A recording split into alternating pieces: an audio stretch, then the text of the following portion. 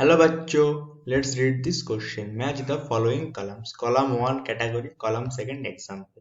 Column first inorganic substances, then organic compound, then climatic factor, and then edaphic factor. Column second light, temperature and humidity, then soil pH and minerals, then protein, carbohydrate and lipids as well as nucleic acid, and then carbon, nitrogen, oxygen and water. तो हमें यहाँ पे column 1 और column 2 को match करना है categories और उसके एग्जाम्पल के साथ, और यहाँ पे जो कोड दिया है उससे हमें आंसर बताना है। तो यहाँ पे तो बहुत सारा की कॉन्सेप्ट इन्वॉल्व है। पहला जो की कॉन्सेप्ट हम देखेंगे that is inorganic substances. Inorganic substances मतलब जो हम देखेंगे जिसमें कार्बन हाइड्रोजन बॉन्ड नहीं होता है, तो इनऑर्गेनिक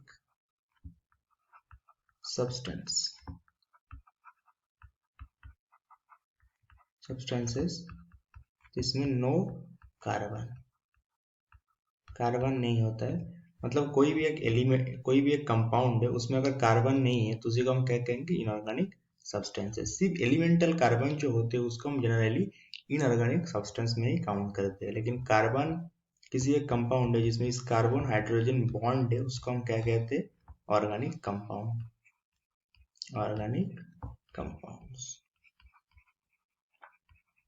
तो यहाँ पे फर्स्ट के साथ किसका मैचिंग हो जाएगा, ये carbon, nitrogen, oxygen and water. फिर ऑर्गेनिक कंपाउंड्स क्या होगा, ऑर्गेनिक कंपाउंड जिसमें कार्बन हाइड्रोजन बॉन्ड हो, तो ये क्या हो जाता है, ये यहाँ पे हो जाएगा protein, carbohydrate, lipids and nucleic acid. फिर आता है क्लाइमेटिक फैक्टर्स। क्लाइमेटिक फैक्टर्स यहाँ पे नेक्स्ट की कॉन्सेप्ट, क्लाइमेटिक फैक्टर्स।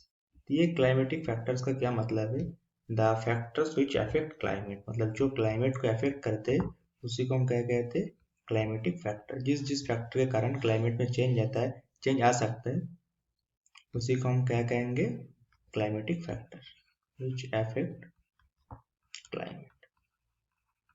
इसके सिंपल से एग्जांपल कौन सा हो जाएगा, लाइट, टेम्परेचर एंड ह्यूमिडिटी, ये जो होगा क्लाइमेटिक फैक्टर्स होगा। नेक्स्ट जो हम यहाँ पे डिस्कस करेंगे दैट इज एडाफिक फैक्टर। एडाफिक फैक्टर यहाँ पे क्या होता है, दैट इज आवर नेक्स्ट की कॉन्सेप्ट, एडाफिक फैक्टर्स। तो एडाफिक फैक्टर्स क्या होता है, इसको बेसिकली सॉइल रिलेटेड फैक्टर भी हम कह सकते हैं, और इसका सिंपल सा मतलब हम ये भी यहाँ पे समझ सकते हैं कि the factors which relate to structure and composition of soil. तो इसको हम क्या कहेंगे, the factors, soil related factor इसलिए हम बोलते हैं the factors which relate, the factor which relate to structure, which relate to structure and composition, structure and composition of soil, इसी को हम क्या कहते हैं, एडाफिक फैक्टर्स। इसका हम देखेंगे, ये हो जाएगा सॉयल, पीएच एंड मिनरल्स। तो फिर हम देखेंगे फर्स्ट के साथ, ए के साथ 4 का मैचिंग हुआ, बी के साथ 3rd का मैचिंग हुआ, सी के साथ फर्स्ट का मैचिंग हुआ एंड डी के साथ सेकंड का। तो बी जो होगा इस क्वेश्चन का करेक्ट आंसर होगा, इस match the column. I hope you understood this question very well. Thank you.